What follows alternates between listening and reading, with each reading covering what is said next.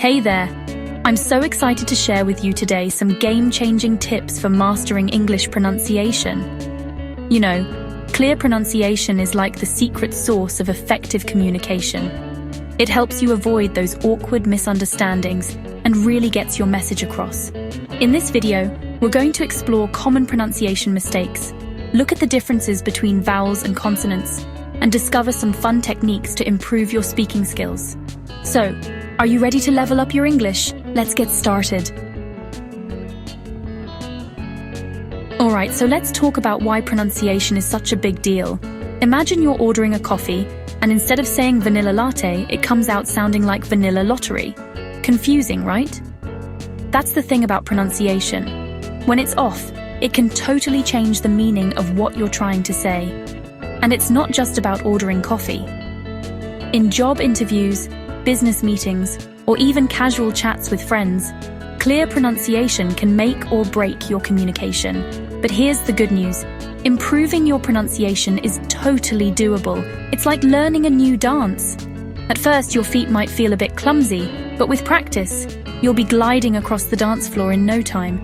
And that's exactly what we're going to do with your pronunciation.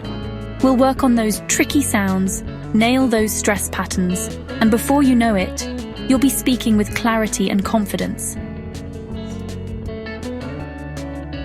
Now let's take a closer look at the building blocks of pronunciation, vowels and consonants. Vowels are like the heart of a word. They're the sounds that flow freely, without any obstruction in your mouth. Think of the A in cat or the O in go. Consonants, on the other hand, are like the frame of a word. They're formed by blocking the airflow in some way, like the B in bat or the T in top. One common struggle I see with English learners is, the difference between short and long vowels. Take the words ship and sheep. They look similar, but that little change in the vowel sound can lead to some funny mix-ups. For consonants, many learners find the "the" sound tricky. It's not in many languages, so it takes some practice to get your tongue in the right spot. It's all about where you place your tongue and how you shape your mouth. Let's practice. Try saying thin theory slowly, feeling where your tongue touches your teeth. Alright, so you've got your vowels and consonants down, but there's more to pronunciation than just individual sounds. English has a rhythm to it, a kind of melody, and that comes from stress and intonation. Stress is about which syllable in a word you emphasize. Take the word photograph. The stress is on the first syllable, photograph. But in photographer, it shifts, photographer. Tricky, right? Intonation is like the music of a sentence. It's the way your voice goes up and down as you speak. In questions, your voice usually goes up at the end. Are you coming? But in statements, it goes down. I'm staying home. Getting these patterns right can make a huge difference in how natural your English sounds. Plus, it helps convey meaning.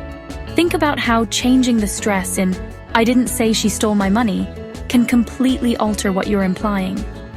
I didn't say she stole my money. I didn't say she stole my money. I didn't say she stole my money. Let's talk about some words that often trip people up. One classic example is clothes. Many learners pronounce the "the" sound saying clothes when it should actually sound more like clothes. Another tricky one is comfortable. It's tempting to pronounce all 4 syllables clearly, comfortable, but native speakers often squish it to sound more like comfortable.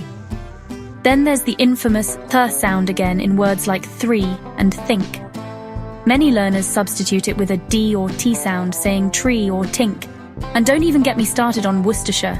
Even native speakers stumble over that one. The key is to break it down. Worcestershire. Practice these words in front of a mirror, watching how your mouth moves. And remember, it's okay to laugh at yourself. Pronunciation can be fun. Now, let's clear up a common confusion: the difference between accent and pronunciation. Your accent is like your pronunciation fingerprint. Good pronunciation, on the other hand, is about being understood clearly, regardless of your accent. Think of it this way: you can have a strong accent and still have excellent pronunciation. It's all about forming the sounds correctly, using the right stress and intonation patterns. Take someone like Arnold Schwarzenegger. He has a distinctive accent, but his pronunciation is clear and understandable. So don't worry about sounding perfectly British or totally American. Focus on clarity and correct sound formation, and let your unique accent shine through. Ready for some fun? Let's play with phonetics and tongue twisters. Phonetics is the study of speech sounds, and it can be a great tool for improving your pronunciation. Start with the International Phonetic Alphabet, IPA. It's like a secret code that shows you exactly how to pronounce any word. For example, the word enough is written as einf in IPA. Now, on to tongue twisters. These tricky phrases are designed to be hard to say, but they're fantastic for practice. Try this one. She sells seashells by the seashore. It's all about that sh and s sound. Or how about how much wood would a woodchuck chuck if a woodchuck could chuck wood? This one's great for practicing the w and cheech sounds. Don't worry if you mess up. That's part of the fun. The more you practice, the better you'll get. Here's a simple but effective trick. Use a mirror. Watching your mouth as you speak can be incredibly helpful for improving your pronunciation. For example, when you say the th sound, your tongue should be between your teeth. If you can see it, you're doing it right. Stand in front of a mirror and say words slowly, paying attention to how your lips, tongue, and jaw move.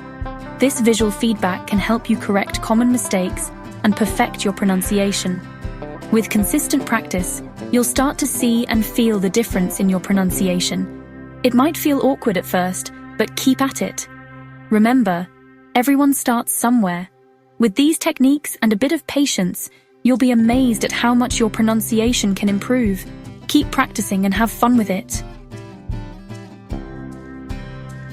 If you found these tips helpful, make sure to subscribe to our YouTube channel for more tips and tricks on mastering English pronunciation.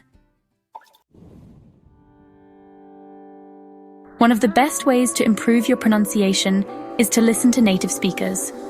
Watch English movies, TV shows, or YouTube videos. Pay attention to how words are pronounced, where the stress falls in sentences, and the natural rhythm of speech. Try to mimic what you hear. It's like training your ear and your mouth at the same time.